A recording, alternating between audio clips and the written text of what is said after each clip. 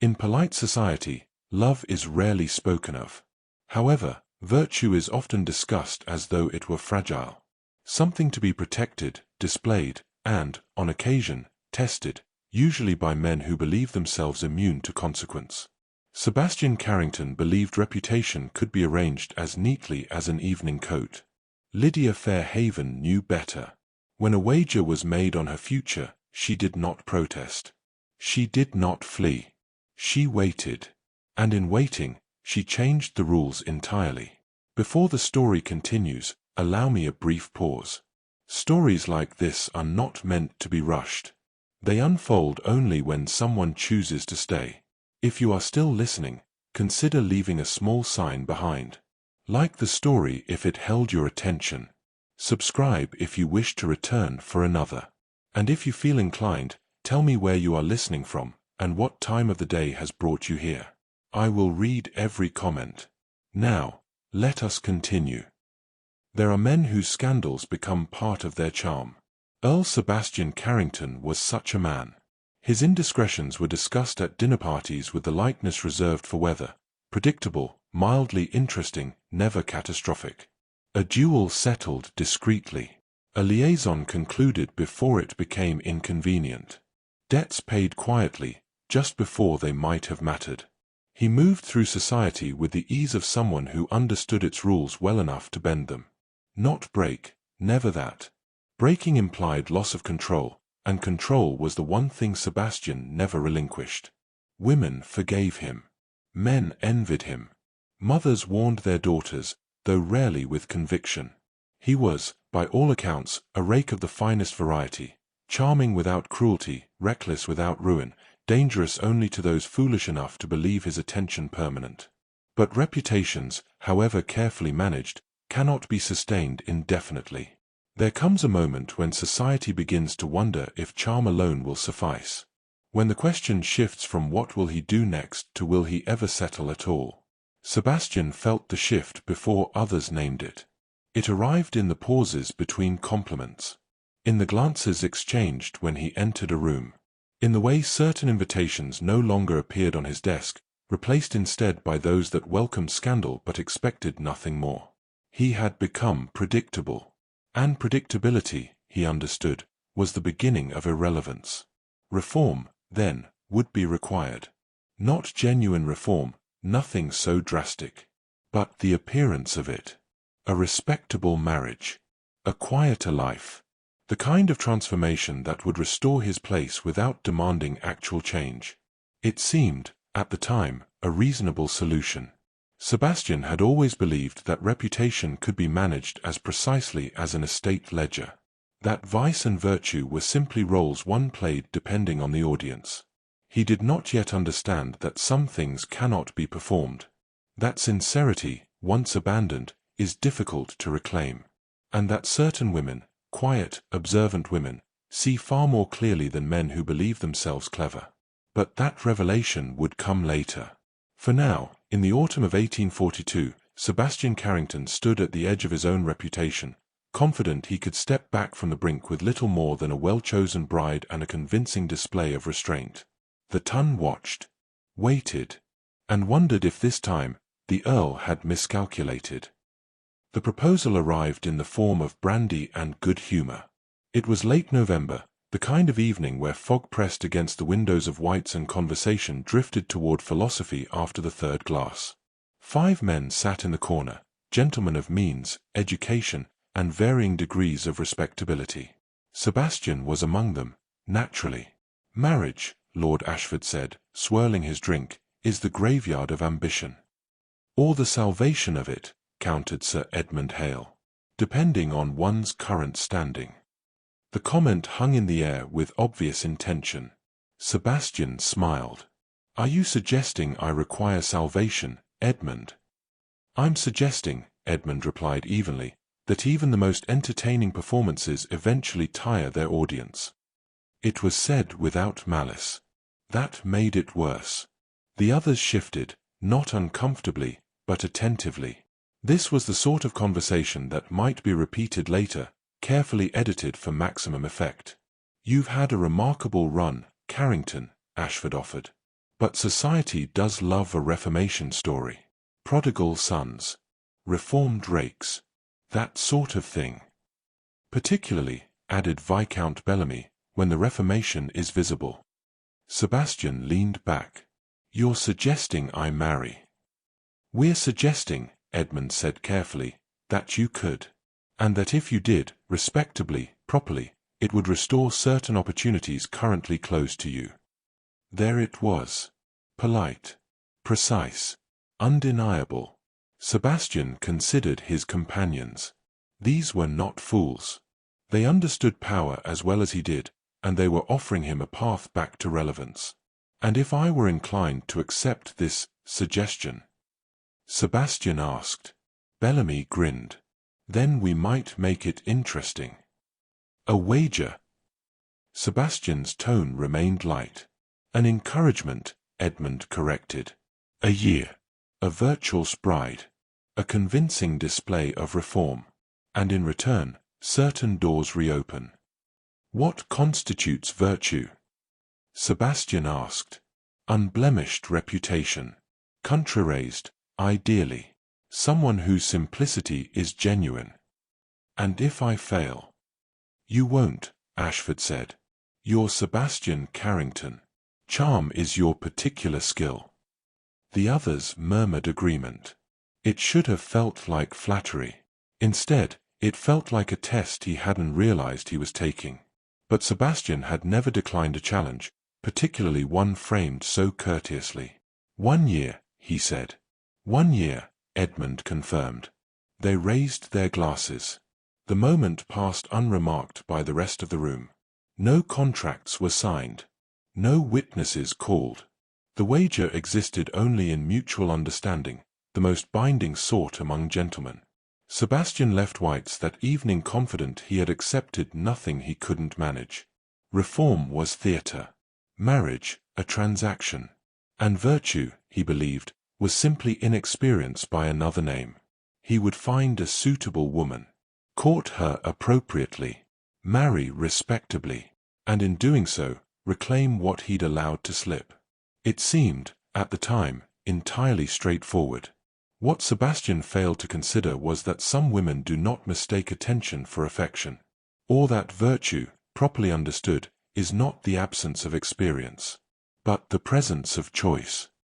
Lydia Fairhaven was not beautiful in the manner that stopped conversation. She was the sort of woman who might be overlooked in a crowded room, noticed only if one paid attention to stillness rather than movement. Her features were regular. Her dress, modest. Her manner, unremarkable to those who valued performance over observation. She lived in Hertfordshire, in a house neither grand nor poor, the kind of establishment that suggested respectability without pretension. Her father had been a gentleman of modest means. Her mother, sensible. Both were gone now, leaving Lydia with a small independence and the freedom that comes from having little left to lose. She read extensively. She walked daily, regardless of weather. She maintained friendships with care and spoke only when she had something worth saying. To Sebastian Carrington, reviewing her particulars in a letter from his man of business, she appeared perfect. Unblemished reputation. Country raised. No scandal attached to her name. No family eager to exploit a connection to the peerage. No history of London seasons or sophisticated suitors. Simple, he thought. Manageable. He did not consider that simplicity and stupidity are not the same thing, or that a woman who chooses solitude might understand people better than those who seek constant company. Sebastian arrived in Hertfordshire on a cold December afternoon, his carriage polished, his manner calibrated for exactly this sort of visit. He had prepared his approach carefully, charming but not excessive, attentive but not overwhelming. He would court her gradually, win her trust, secure her agreement, and return to London with a respectable bride and a restored reputation. The house was smaller than he expected, though well kept. A housekeeper answered the door and led him to a sitting room where a fire burned low and books lined the shelves in no particular order. Lydia entered a moment later. She did not flutter, did not blush, did not perform any of the nervous rituals he had come to expect from young women receiving a gentleman's call. She simply looked at him. "Lord Carrington," she said. "This is unexpected." Her voice was calm, neither warm nor cold. "Observational. Miss Fairhaven." He bowed. "I apologize for the intrusion. I was passing through the county and thought to pay my respects." "Passing through," she repeated, as though testing the phrase for accuracy. Sebastian smiled. "I have business in the area." "I see." She did not ask what business, did not invite elaboration, simply waited. It was disconcerting. Most women filled silence with questions, with attempts to charm or impress. Lydia merely occupied the space, watching him with the same mild attention one might give a painting in a gallery. "May I sit?" he asked. "Of course." She gestured to a chair. He took it. She sat across from him, hands folded, posture upright but not rigid. "I understand you've lived here all your life," Sebastian said. "Most of it." "You must find it peaceful." "I find it sufficient." "Not peaceful. Sufficient." Sebastian adjusted his approach. "Do you travel often?" "Rarely." "By choice or circumstance?" "Both." Her answers were not rude. They were simply minimal, as though she saw no reason to elaborate beyond what was asked. He tried again. "I imagine country life offers its own pleasures. Walking, reading, quieter pursuits." "It does." "Do you ride?" "Occasionally." "Perhaps," he said, leaning forward slightly, "you might allow me to accompany you sometime. I would value the opportunity to know the area better." Lydia regarded him for a moment. "That is kind of you to offer, Lord Carrington," she said. "Though I confess I'm uncertain why a gentleman of your standing would have interest in this particular corner of Hertfordshire." It was the first question she had asked. And it was, he realized, the one he had not prepared for. "I find," he said carefully, "that London grows tiresome. It's pleasant to encounter sincerity after so much performance." "Is it performance you dislike?" Lydia asked, "or simply the effort required to maintain it?" Her tone remained polite. Her expression, neutral. But the question landed with precision. Sebastian smiled, though it felt less certain than usual. "Perhaps both." "Then you have my sympathy," Lydia said. "That must be exhausting." She rose. He stood automatically. "Thank you for calling, Lord Carrington," she said. "If you are in the area again, you are welcome to visit. Though I suspect your business will conclude quickly." It was a dismissal. Courteous, but unmistakable. Sebastian left the house less confident than when he had entered. He had expected simplicity. What he had encountered was clarity. And clarity, he was beginning to suspect, was far more dangerous.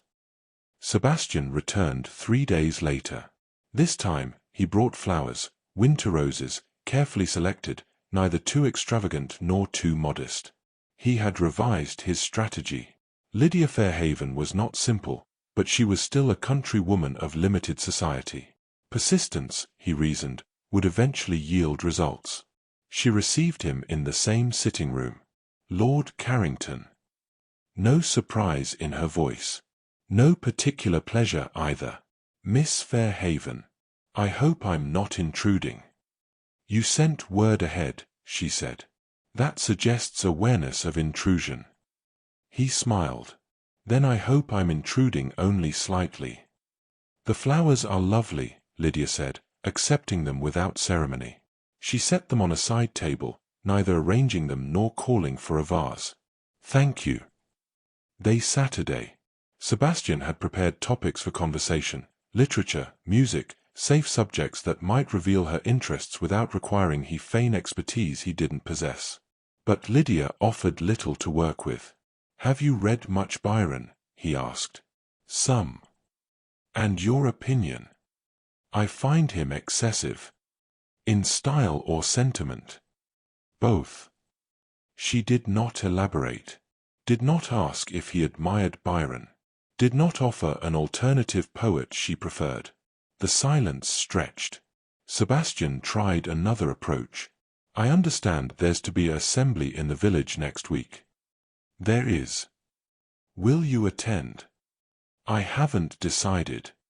Perhaps, he said, if you were to attend, you might reserve a dance. Lydia looked at him directly. Are you planning to attend, Lord Carrington? If you were. That seems a significant inconvenience for a single dance with someone you barely know. I would not consider it an inconvenience. Then you are more generous with your time than most gentlemen of your standing. It wasn't a compliment. It was an observation that he was behaving unusually, and she had noticed. Sebastian shifted tactics. Miss Fairhaven, forgive my directness, but I sense you find my visits puzzling. I find them unexpected, Lydia said. Not welcome. She considered this. I haven't determined that yet. What would help you determine it? Honesty, I imagine. The word landed quietly. Sebastian felt the conversation tilt, though he couldn't identify precisely how.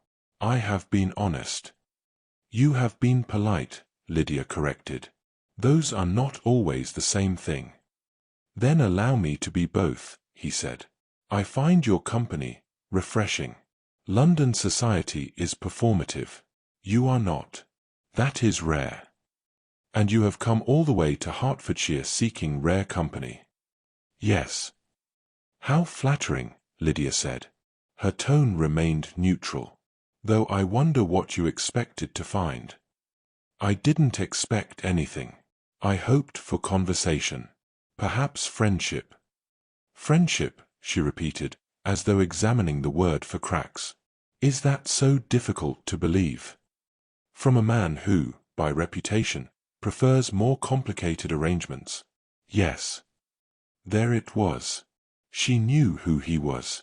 Of course she did. Sebastian had assumed country life meant ignorance of London gossip. He had been wrong. Reputations, he said carefully, are often exaggerated. And sometimes, Lydia replied, they are earned. She rose, signaling the visit's end. Sebastian stood. Have I offended you? No, Lord Carrington. You have been perfectly polite. She walked him to the door. But I am not a woman who mistakes courtesy for sincerity. If you wish to visit again, you are welcome. But I will not pretend to misunderstand why a gentleman of your particular history has suddenly discovered interest in Hertfordshire. And why do you think I'm here? He asked. Lydia met his gaze. I think you want something. I simply haven't determined what it is yet. She opened the door. Good afternoon, Lord Carrington. He left with the distinct impression he had been studied, assessed, and found wanting, though for what, he couldn't say. Over the following weeks, Sebastian called regularly. He brought books she might enjoy. Mentioned exhibits in London she might find interesting. Offered to arrange introductions should she ever visit town. Lydia accepted his attentions without encouraging them. She was never rude, never dismissive. But she gave him nothing, no blushes, no confidences, no indication that his presence affected her in any meaningful way. It should have been frustrating. Instead, Sebastian found himself curious. He began to notice things. The way she listened, not politely, but actively, as though cataloguing information. The way she answered questions with precision, never offering more than what was asked. The way she watched him when she thought he wasn't looking, her expression thoughtful rather than admiring. She was not performing for him. And that, he realized uncomfortably, made him want to perform better for her. He told himself it was strategy. That winning Lydia's trust required more effort than he'd anticipated. That her resistance was simply a challenge to be overcome. But late at night, reviewing their conversations, Sebastian began to suspect something more unsettling. Lydia Fairhaven was not a woman waiting to be convinced. She was a woman waiting to see if he was worth convincing himself. Lydia had known men like Sebastian Carrington before. Not personally, her circle was too small, her position too modest for that. But she had read enough, observed enough, to recognize the type. Charming without effort. Confident without examination. The sort of man who believed attention was the same as affection, and compliance the natural result of persistence. What puzzled her was not his interest. It was its timing. An earl did not travel to Hertfordshire in winter to court a woman of no particular beauty, fortune, or connection unless something had shifted. Unless charm, for once, was not enough. Lydia did not believe in coincidence. She believed in patterns. And the pattern here suggested Sebastian Carrington needed something, respectability, perhaps, or the appearance of reform. A country bride with an unblemished reputation would serve that purpose admirably. The question was whether he understood that she understood. She suspected not. Men like Sebastian rarely imagined women capable of seeing past their performance. They mistook quietness for naivety, politeness for pliability. Lydia had learned, long ago, that being underestimated was occasionally useful. On his sixth visit, Sebastian arrived without flowers or books or any of the small courtesies he had previously employed. He simply asked if she would walk with him. Lydia agreed. The air was cold, the ground firm beneath their feet. They followed the lane that led past the church, neither speaking for several minutes. It was Sebastian who broke the silence. "You never ask about London." "Should I?" Lydia replied. "Most people do. They want to know about society, the season, who has married whom." "I am not most people." "No," Sebastian said. "You're not." They walked further. "May I ask you something, Miss Fairhaven?" "You may ask." "Why do you live alone?" Lydia glanced at him. "My parents are dead. I have no siblings. Living alone is simply circumstance." "But you could live with family, or accept a companion." "I could," she agreed. "But I prefer solitude to obligation." "That's unusual." "Is it?" Lydia paused at a stile, considering the question genuinely. "Or is it simply uncommon for women to say so?" Sebastian smiled. "Perhaps both." She climbed the stile without waiting for assistance. He followed. "Do you find it lonely?" he asked. "Sometimes. But loneliness and solitude are not the same thing." "What's the difference?" Lydia looked at him. "Solitude is chosen. Loneliness is felt despite company." Something shifted in his expression, brief, quickly concealed, but present. "You speak," he said slowly, "as though you've experienced both." "I have. Most people have, if they're honest." They continued walking. "May I ask you something now?" Lydia said. "Of course." "Why are you here?" Sebastian had been asked this before, but the directness, the lack of coyness or deflection, caught him unprepared. "I told you. I find your company refreshing." "Yes, you've said." Lydia stopped walking. "But that doesn't answer the question. Why Hertfordshire? Why me? Why now?" He could have lied. Should have, perhaps. Instead, he said, "I don't know." Lydia studied him. "I think you do. You simply haven't decided whether to tell me." "And if I did tell you," Sebastian asked, "what would you do with the information?" "That would depend," she said, "on what it was." They stood there, facing each other on a cold country lane, and for the first time since arriving in Hertfordshire, Sebastian felt genuinely uncertain. Lydia did not press, did not demand, simply waited. Finally, she spoke. "Lord Carrington, I am not a naive woman. I understand that men of your position do not court women of mine without reason. If your intentions are honorable, you need not apologize for them. But if they are not, if I am part of some scheme or wager or performance designed to benefit you, then I would prefer to know now."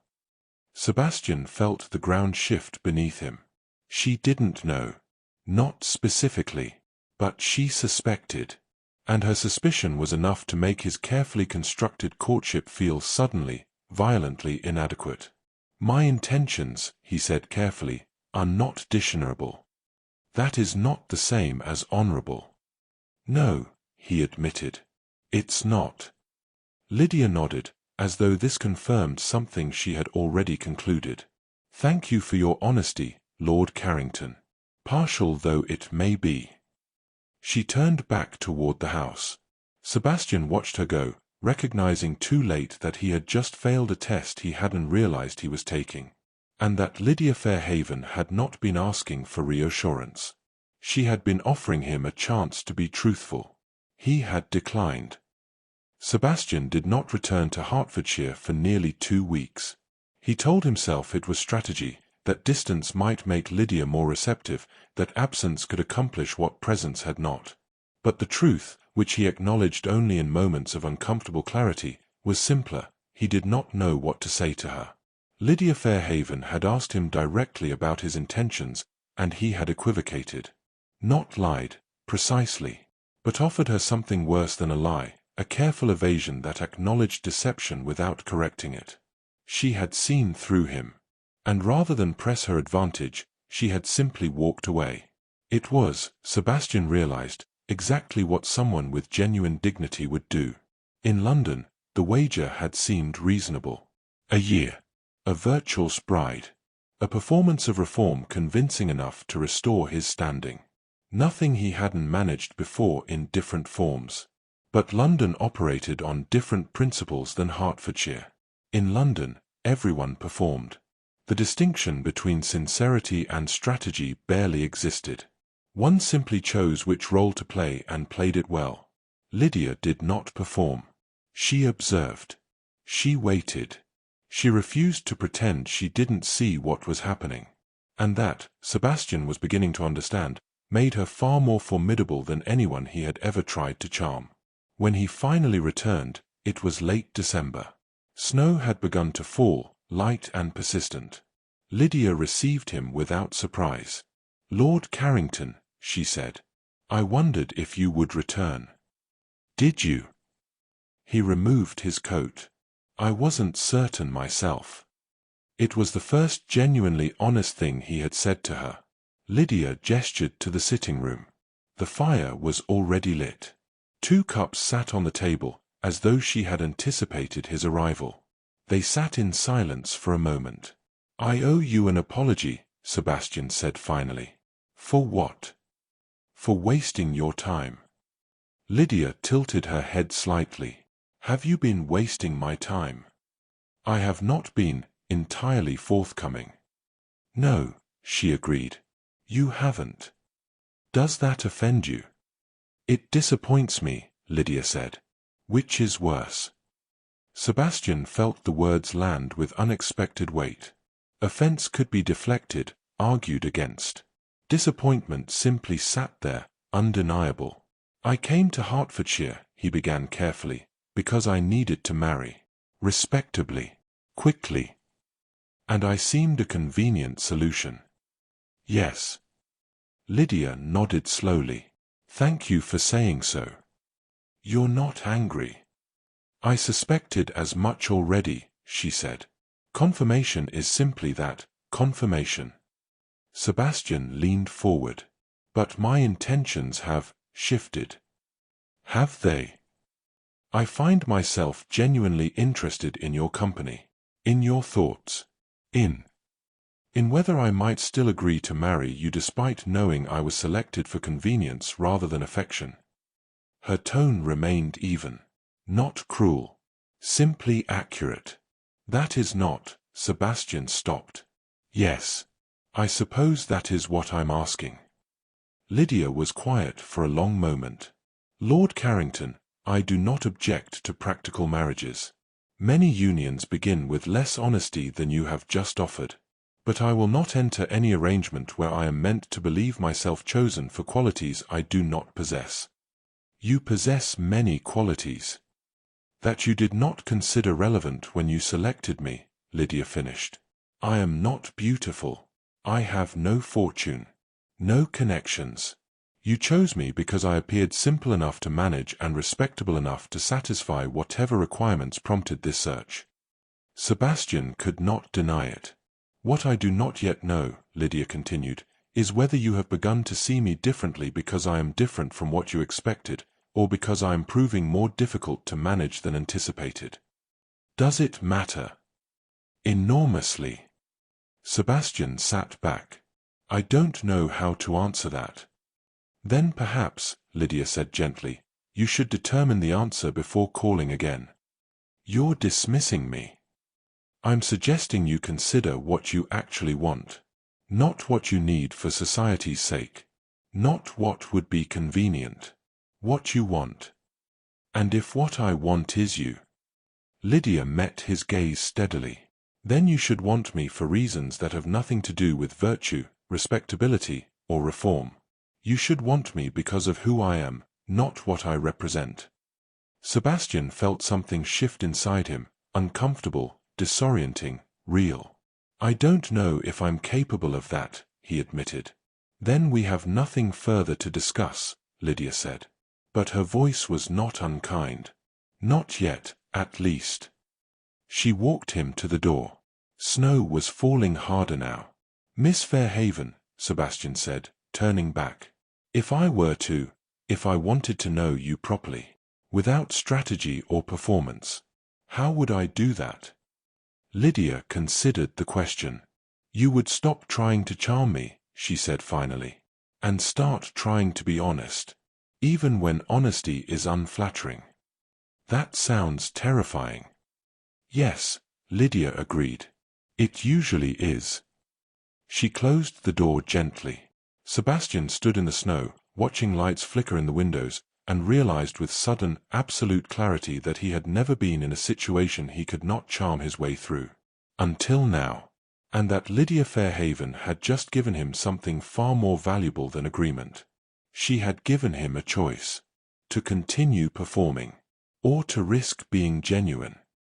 Lydia learned of the wager in the most mundane way possible. She had gone to the village on a cold January morning to settle accounts with the draper. The shop was quiet, save for two women examining ribbons near the window, London women, visiting relatives for the season, their voices carrying the particular polish of those accustomed to being overheard. Lydia had not meant to listen. But certain words, once spoken, cannot be unheard. Carrington, of all people. I heard it was quite the jest at White's. A year to reform and marry respectably, or lose his standing entirely. And he chose some country nobody. How desperate must he be? Desperate enough to pretend virtue matters to him, apparently. Though I imagine once he's secured the marriage, he'll return to form soon enough. Laughter. Light, thoughtless, cruel in its casualness.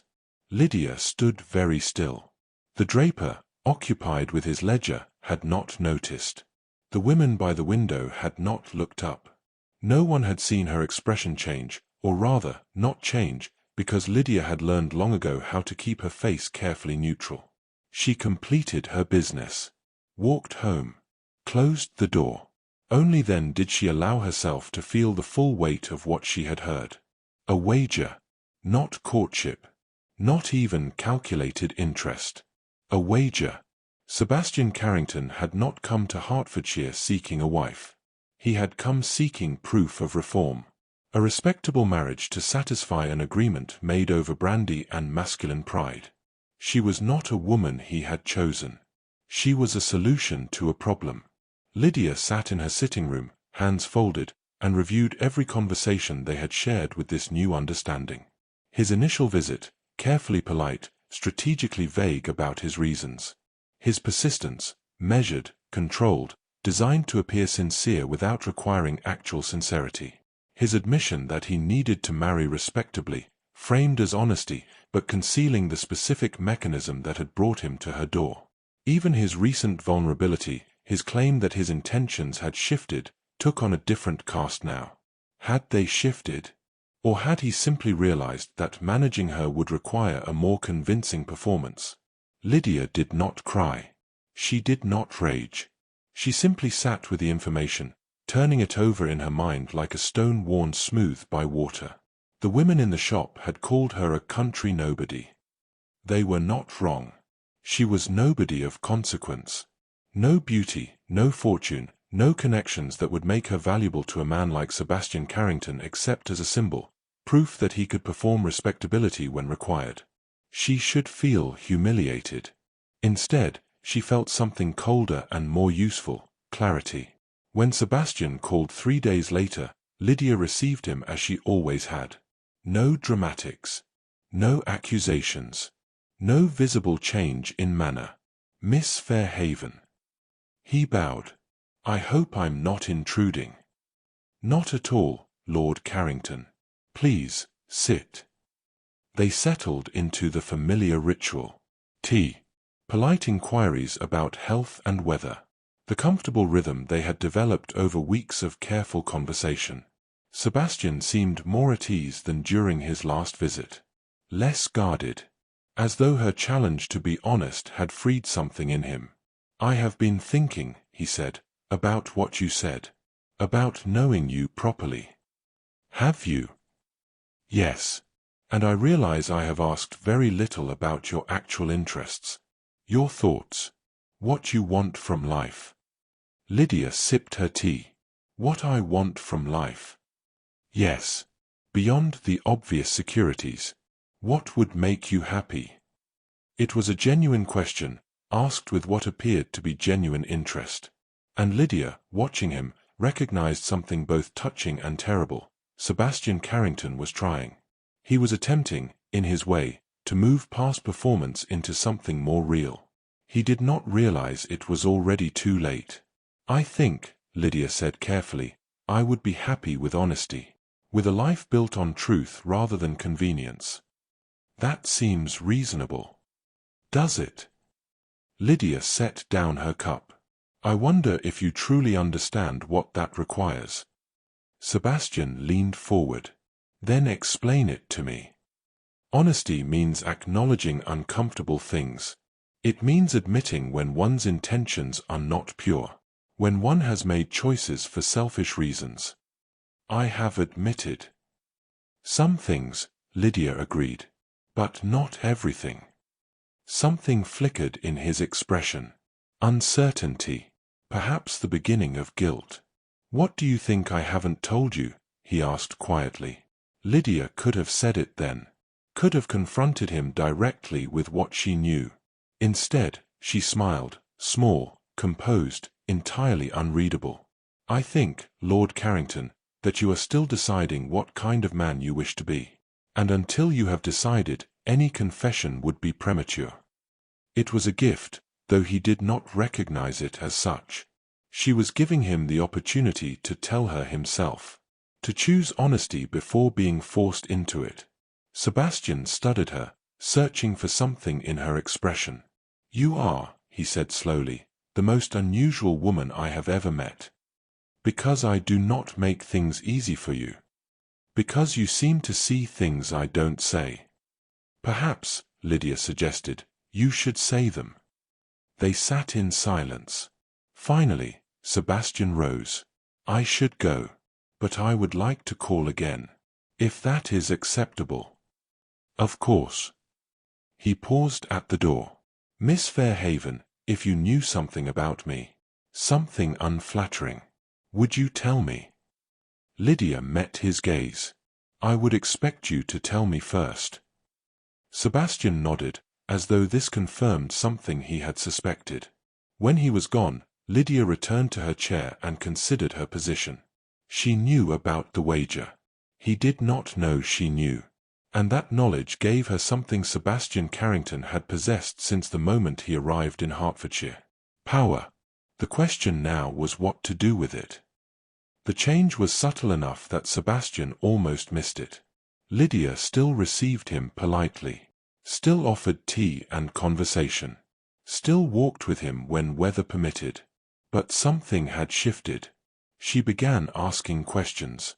Not the polite, superficial inquiries of early courtship, but questions that required actual thought.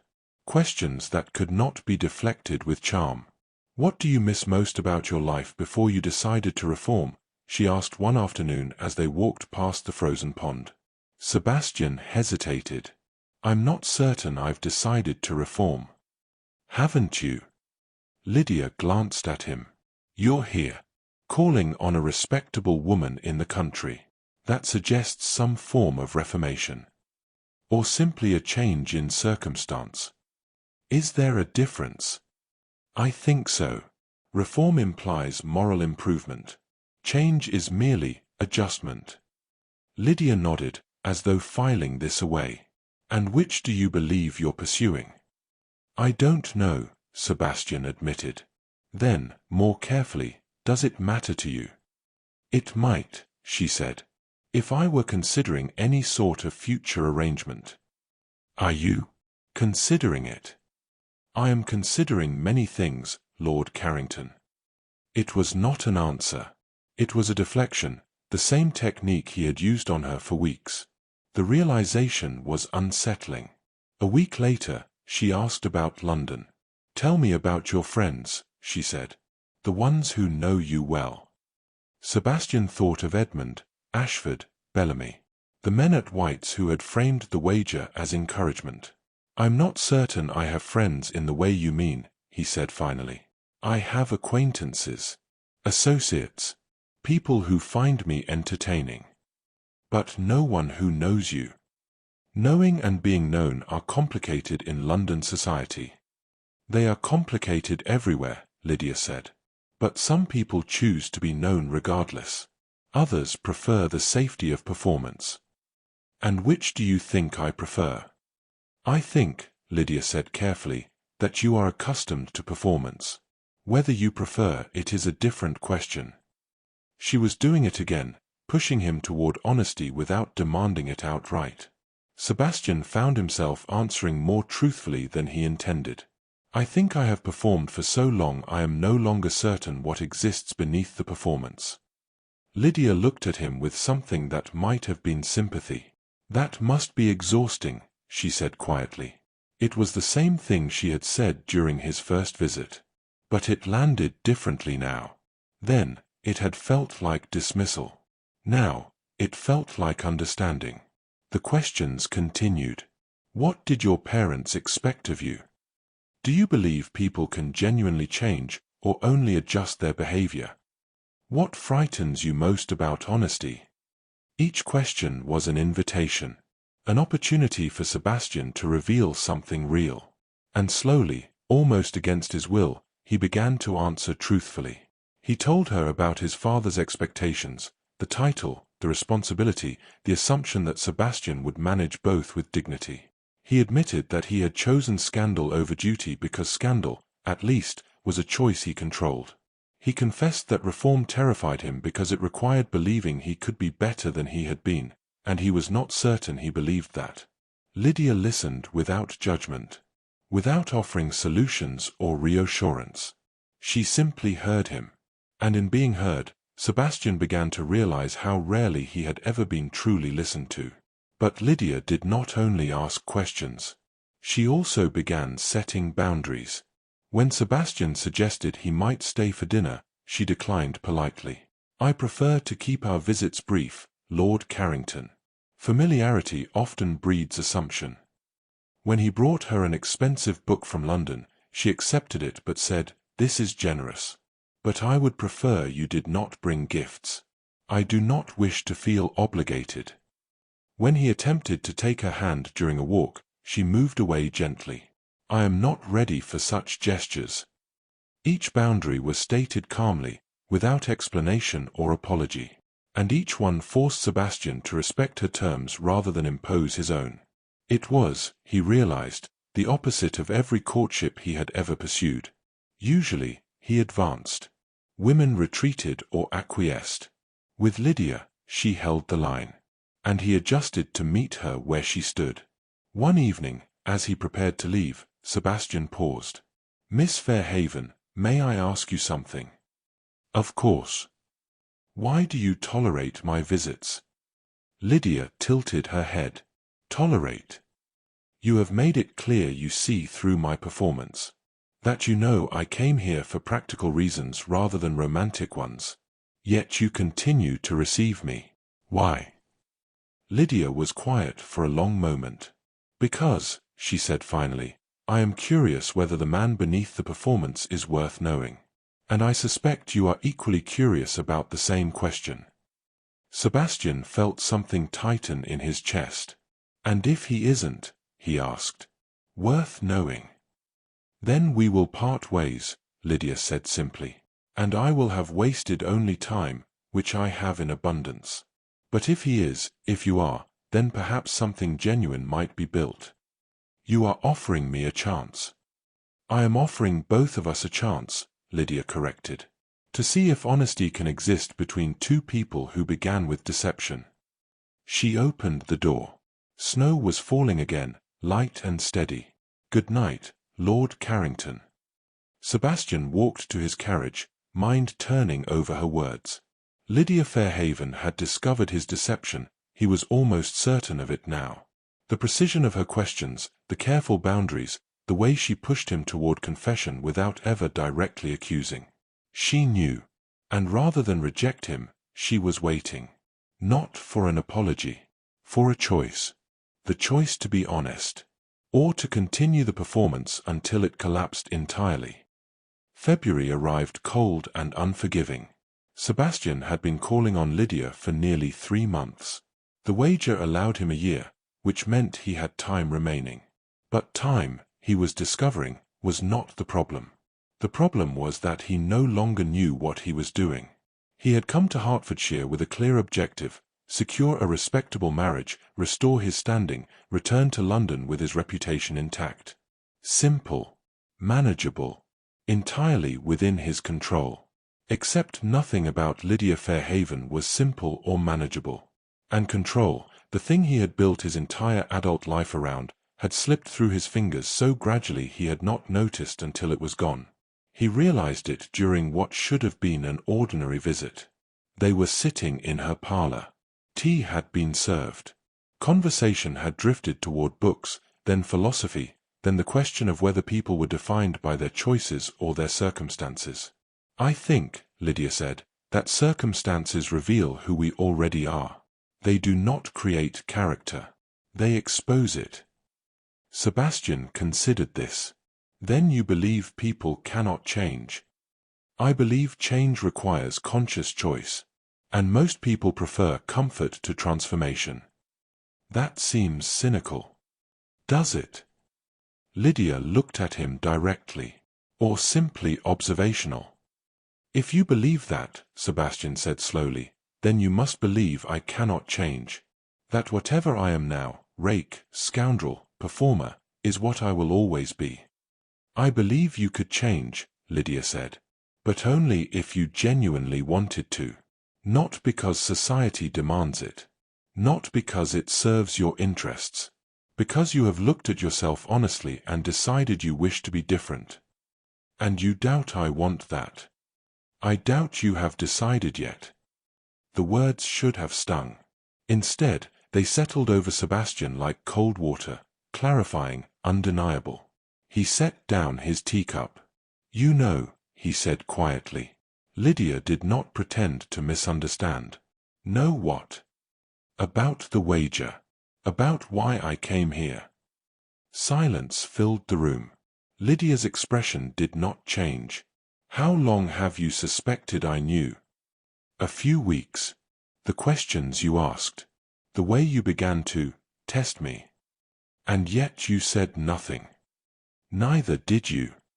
They looked at each other across the small table, and Sebastian felt the last remnants of his careful strategy crumble. When did you learn of it? He asked. Early January.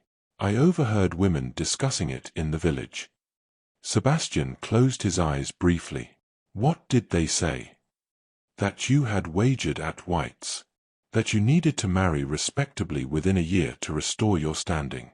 That you had selected a country nobody because I would be easy to manage. Each word landed with precision. I am sorry, Sebastian said. For the wager. Or for being discovered. Both. Neither. He stood, unable to remain still. I am sorry for coming here with false intentions. For treating you as a solution rather than a person. For allowing you to believe, even briefly, that my interest was genuine. Was it not? Lydia asked. Genuine. Sebastian turned to face her. It is now. That is the problem. Why is that a problem? Because I do not know if it counts, he said, frustration bleeding into his voice. Because I came here planning to deceive you, and somewhere in the process I stopped performing and started. He stopped. Started what? Lydia prompted gently. Caring, Sebastian admitted. About what you think. About who I am when I am with you. About whether I am capable of being the kind of man who deserves your respect. And you believe that caring, because it arose from deception, is somehow invalid. Doesn't it? Lydia stood. She crossed to the window, looking out at the frozen garden. Lord Carrington, she said without turning, I have known about the wager for weeks. I have watched you struggle toward honesty like a man learning to walk after injury, awkward, uncertain, but trying. Do you know what I learned from watching? What? That you are capable of sincerity. You simply have very little practice with it. Sebastian felt something break open in his chest. Why didn't you confront me, he asked, when you learned about it? Because confrontation would have forced your hand, Lydia said, turning to face him. You would have apologized, made promises, performed contrition. And I would never have known if any of it was real. So you waited. I waited to see if you would choose honesty without being forced into it. And have I? Sebastian asked quietly. Lydia studied him. You are choosing it now. That is something. But not enough. I do not know yet, she said honestly. You have admitted the deception. But you have not yet told me what you want now. Not what you needed 3 months ago. What you want today. It was the question he had been avoiding. The question he had no script for.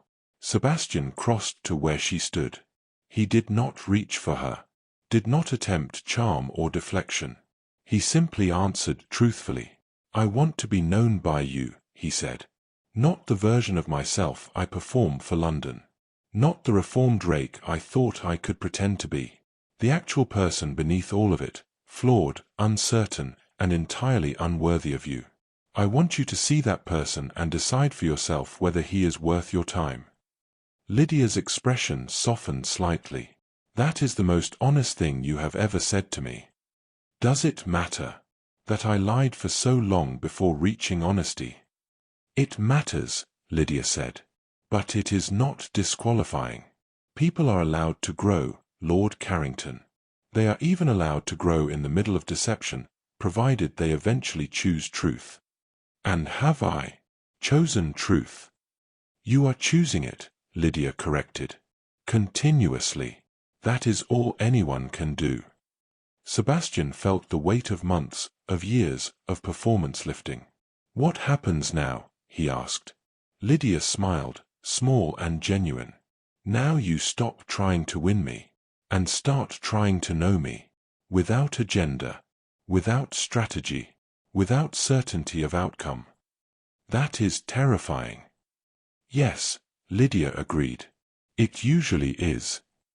She returned to her chair, signaling the conversation's end. But something had changed between them. The performance was over. What remained was far more fragile, and far more real. Sebastian returned to London in mid-February. Not permanently. Not as an escape. But because there were matters that required his attention, and because Lydia had suggested, gently but firmly, that he consider what he wanted apart from her presence. You have been in Hertfordshire for months, she had said. Living a life that is not yours. Perhaps you should return to your actual life and determine if the person you have become here can exist there. It was wise counsel. It was also terrifying. London felt different. The clubs seemed louder. The conversations more hollow. The constant performance of wit and scandal exhausted him in ways it never had before. Edmund noticed first. You've gone peculiar, Carrington, he said one evening at White's. Quiet. Thoughtful. It's unsettling. I have been in the country too long, Sebastian replied. "And how goes the wager?" Ashford asked, joining them. "It has been, what, 3 months? Are we expecting an announcement soon?" The question was casual, friendly, even. But Sebastian felt it like a blade. "The situation," he said carefully, "is progressing." "Progressing?" Bellamy laughed. "Either you are engaged or you are not. Which is it?" Sebastian set down his glass. For 3 months, he had existed in a world where honesty mattered, where words were weighed and meant, where Lydia listened not for entertainment but for truth. Returning to London, to this, men who treated his potential marriage as sport, felt suddenly, violently wrong. "I need to speak with you," Sebastian said. "All of you. Privately." They moved to a quieter corner. Edmund raised an eyebrow. "This sounds serious." "It is," Sebastian said. "The wager was a mistake." Silence. "A mistake?" Ashford repeated carefully. "In what sense?" "In every sense. I accepted it believing I could perform reform, that I could select a respectable woman, convince her to marry me, and restore my standing without actually changing anything meaningful about myself." "And you have discovered you cannot?" Edmund asked. "I have discovered I do not want to," Sebastian said. "Not like that." Bellamy frowned. "You are not making sense, Carrington. You pursued the woman. She is, by all accounts, suitable. What is the problem?" "The problem," Sebastian said slowly, "is that she knows about the wager." The temperature in the room seemed to drop. "She knows." Edmund's voice was careful. "How?" "She overheard it discussed. In a village shop. Women visiting from London found it amusing to gossip about the Earl who had wagered on a country nobody." Ashford winced. "That is unfortunate." "It is more than unfortunate," Sebastian said. "It is the truth. And I have been avoiding the truth since the moment I arrived in Hertfordshire." "What did she do when she learned of it?" Edmund asked. "Nothing," Sebastian said. "She said nothing. She simply waited to see if I would confess on my own." "And did you?" "Eventually. Too late, perhaps. But yes." The men exchanged glances. "Carrington," Edmund said carefully, "we meant no harm by the wager.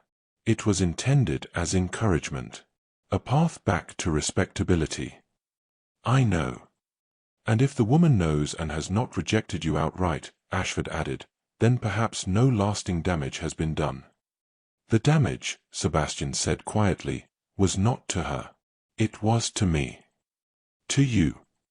Sebastian looked at his friends, men he had known for years, men who understood London's rules as well as he did, and realized they could not understand what he was trying to say.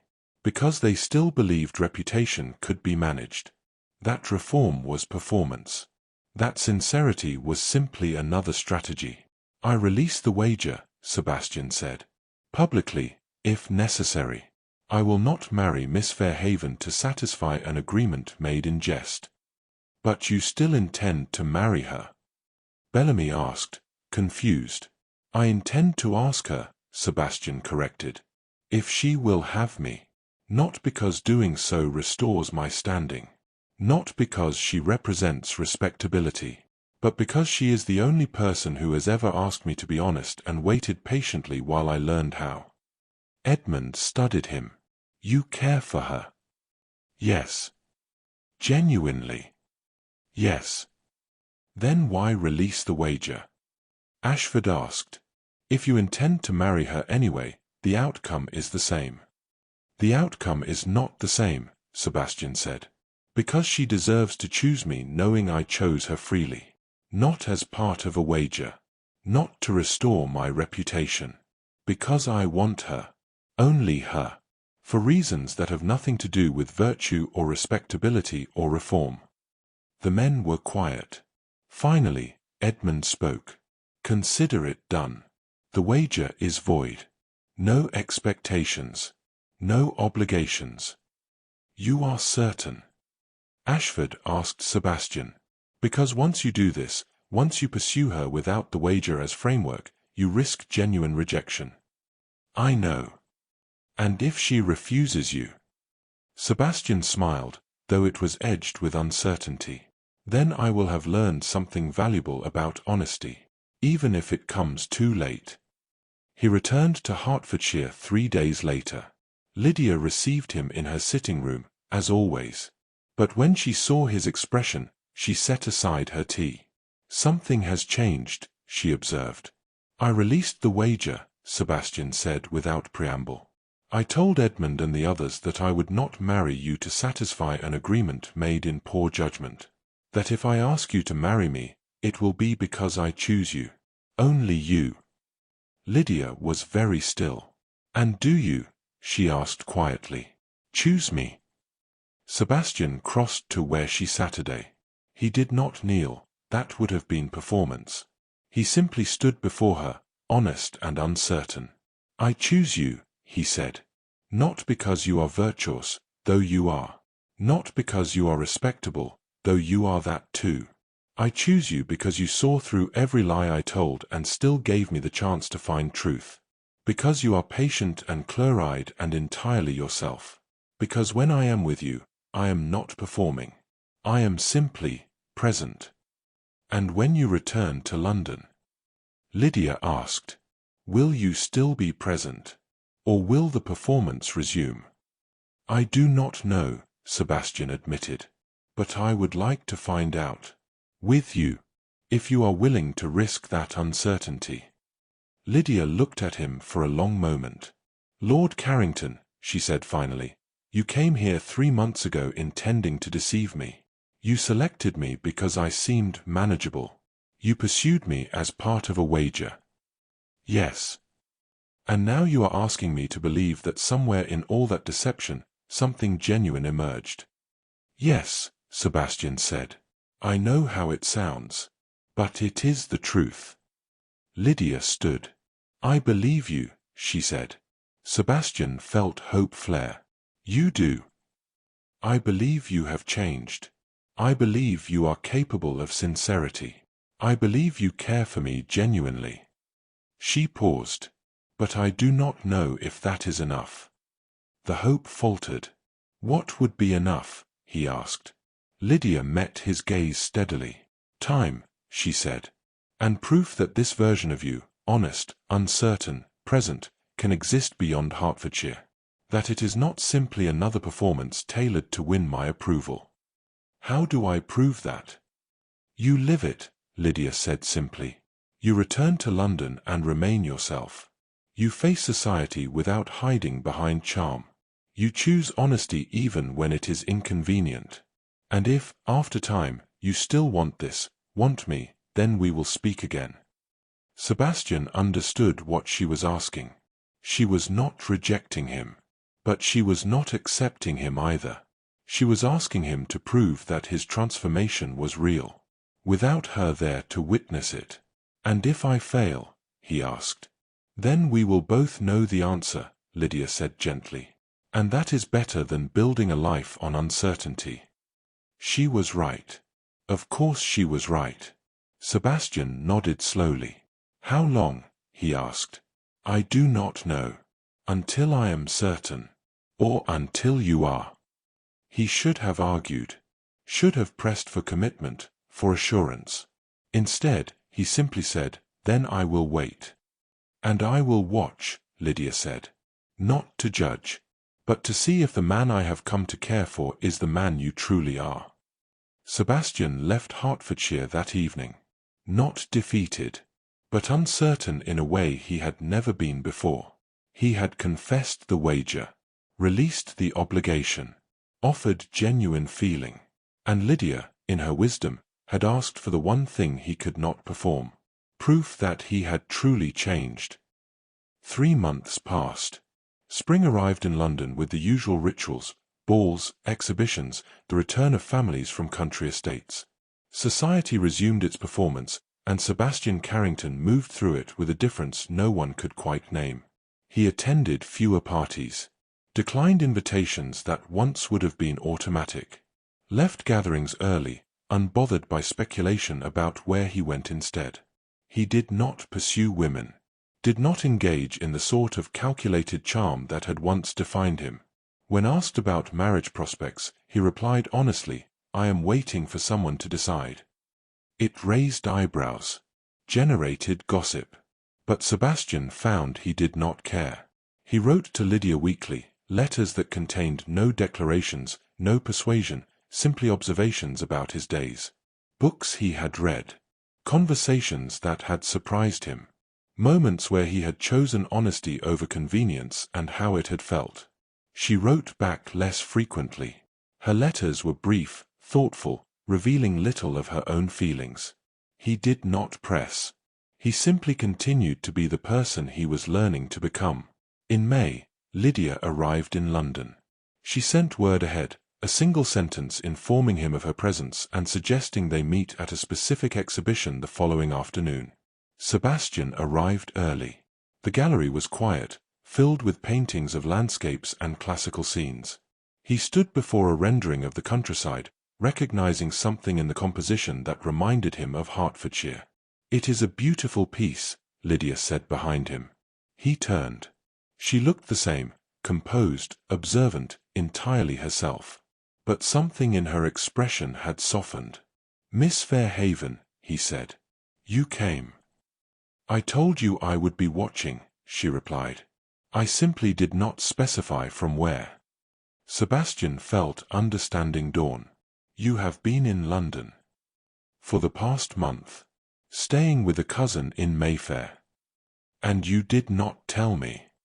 "I wanted to see who you were when you believed yourself unobserved."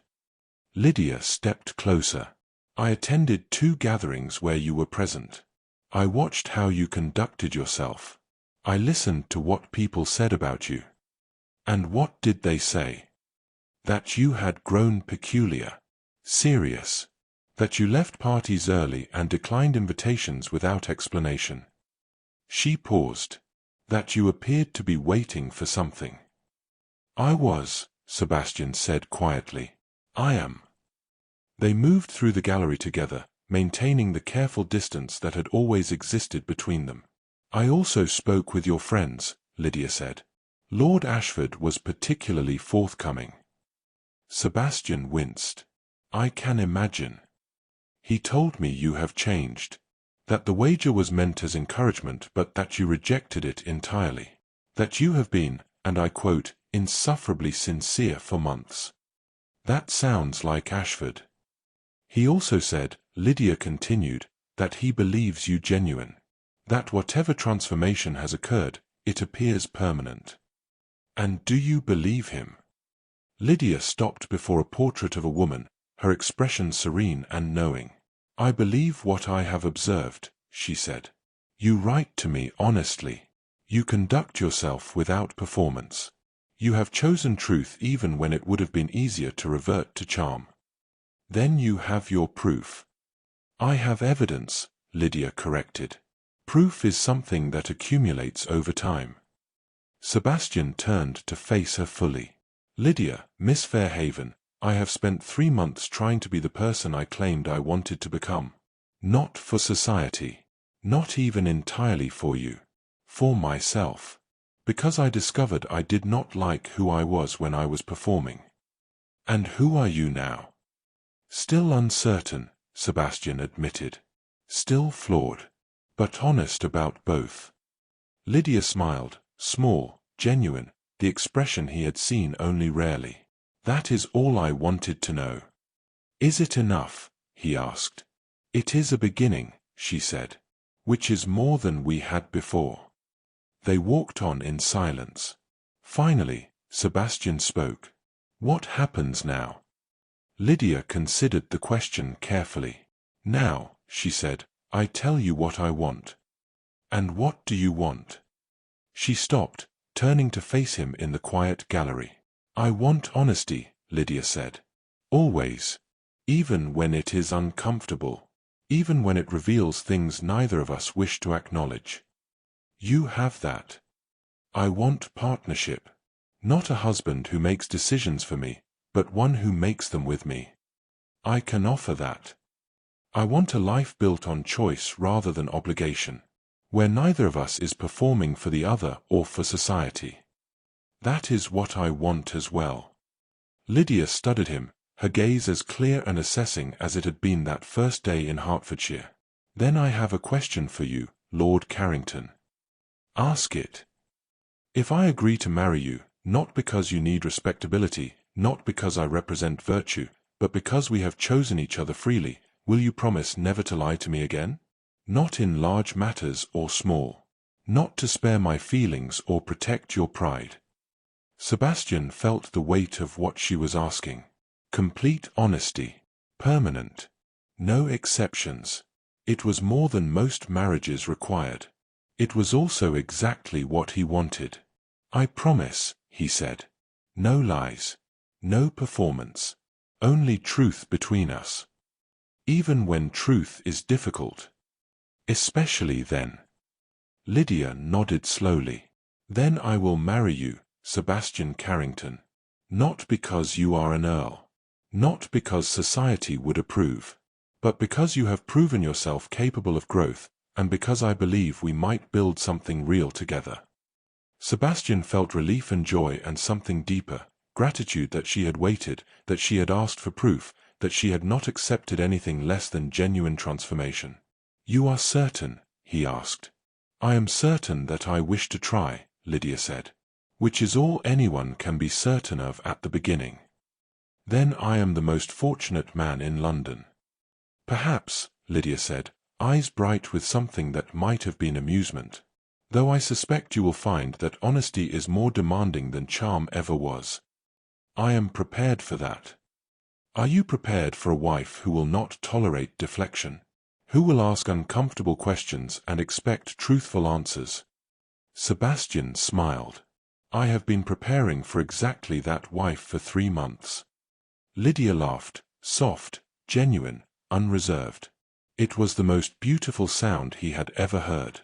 They left the gallery together, walking into the late afternoon light. There would be challenges ahead. Moments where honesty would be difficult. Times when old habits would tempt him back toward performance. But Sebastian had learned something in Hertfordshire that London had never taught him.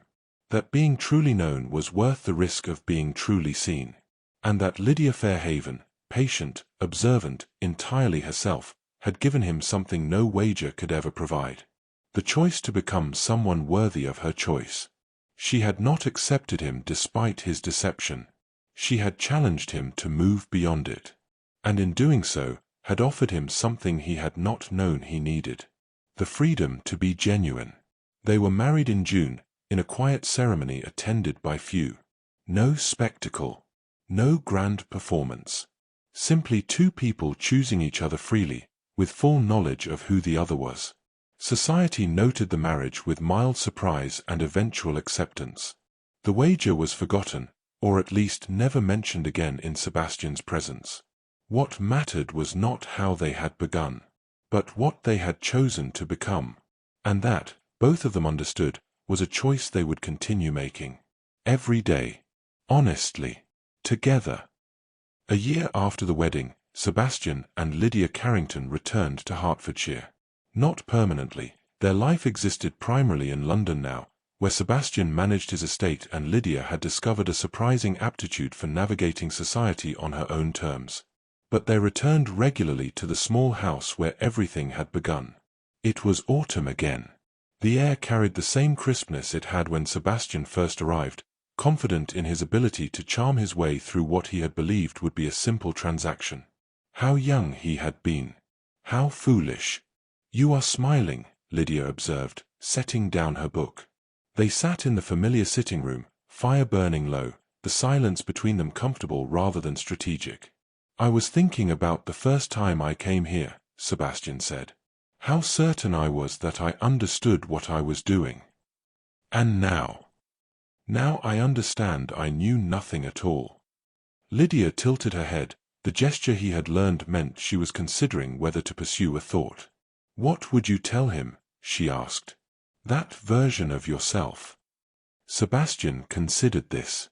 I would tell him that virtue is not simplicity. that intelligence often disguises itself as quietness, that the most dangerous women are those who watch and wait and see everything you are trying to hide. Dangerous, Lydia repeated, amused. Terrifying, Sebastian corrected. In the best possible way. She smiled, returning to her book. London had adjusted to them, as London always adjusted to those who refused to perform as expected. The Countess of Carrington was noted for her directness, her preference for small gatherings over grand spectacles, her habit of asking questions that made people genuinely think rather than simply respond. The Earl had become someone altogether different from the rake who had once entertained society with his scandals. He attended Parliament regularly, spoke with consideration rather than wit, left parties when he wished rather than when it was fashionable. Some found the change disappointing. Most found it unremarkable. And a few, those who paid attention to such things, recognized it for what it was, a man who had discovered that being known was more valuable than being admired. The wager itself had faded into obscurity. Occasionally someone would remember it and wonder what had become of Carrington's reformation. The answer, had they asked, would have surprised them. He had not reformed to satisfy a wager. He had changed because someone had asked him to be honest, and he had discovered he preferred truth to performance. Edmund called yesterday, Sebastian mentioned. Did he? He wanted to know if we would attend the Ashford ball next month. And will we? Sebastian looked at his wife, her attention still on her book, her expression calm, her presence the thing that anchored his entire existence. Do you wish to? He asked. I am asking what you wish. I wish, Sebastian said carefully, to do what makes you happy. Lydia set down her book entirely now, giving him her full attention. That is a deflection, Lord Carrington. He smiled at the use of his title, something she employed only when she was making a point. You are right. I apologize. He paused.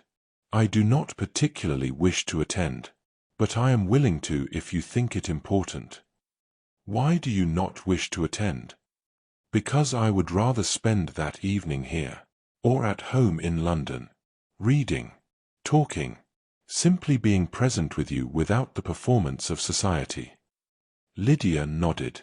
Then we will not attend. You are certain? Sebastian, she said gently, I did not marry you to drag you through society gatherings you dislike. I married you because you learned to tell me the truth, even about small things, especially about small things. He crossed to where she sat, kneeling beside her chair, not in supplication, but in intimacy. I still cannot believe you chose me, he said quietly. Cannot. Or will not. Some days I think you might reconsider. Realize you could have chosen better. Lydia cupped his face gently. I chose you knowing exactly who you were. A man who had lied, who had treated marriage as strategy, who had come to Hertfordshire with false intentions. That is not a flattering portrait. I also chose you knowing who you became.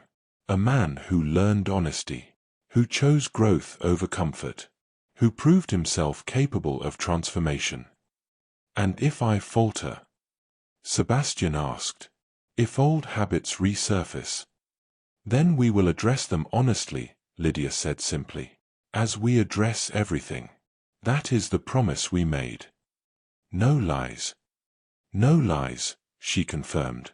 No matter how small. No matter how inconvenient. Sebastian leaned his forehead against hers.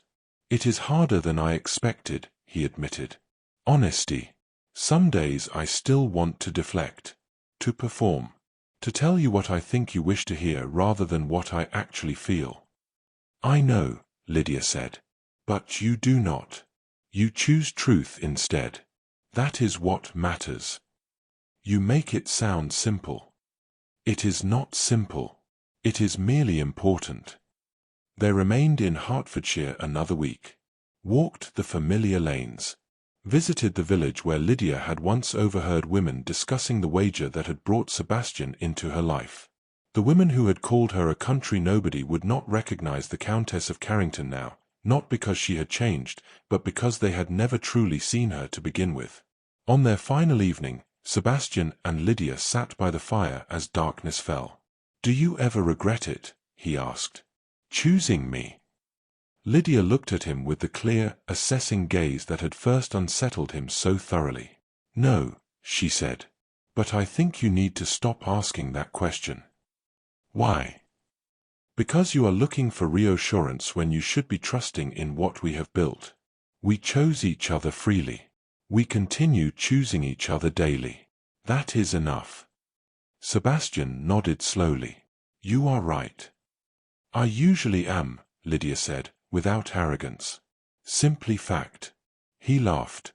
The sound felt genuine, unguarded, entirely his own. Society would tell many stories about Sebastian Carrington, the rake who reformed, the earl who married beneath his station, the man who had somehow become respectable without becoming dull. But those who knew the truth understood something different.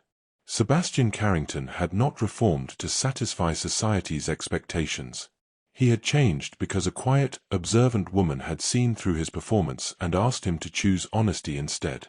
And in choosing honesty, he had discovered something he had not known he needed. The freedom to be himself.